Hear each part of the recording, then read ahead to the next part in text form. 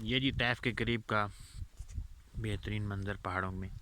ये जो बादल ज़मीन पर चल रहे हैं जी।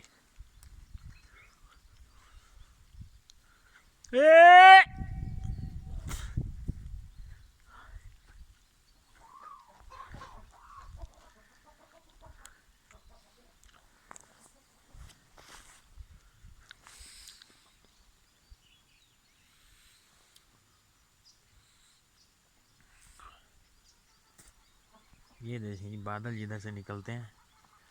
ये सबसे ऊंचा पहाड़ है, इसके नीचे बादल है जो कि ऊपर की तरफ आते हैं और पहाड़ों में की तरफ।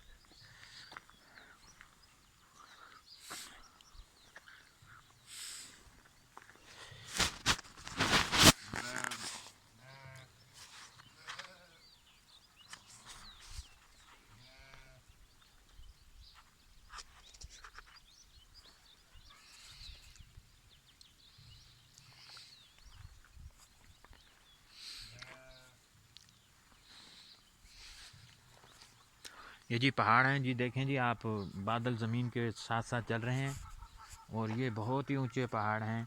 इसके नीचे जो है ना और आबादी है जहाँ बारिश हो रही है। ऊपर बारिश नहीं है, नीचे बारिश हो रही है। मंज़र देखें जी कैसा प्यारा, ये बादल हैं जी।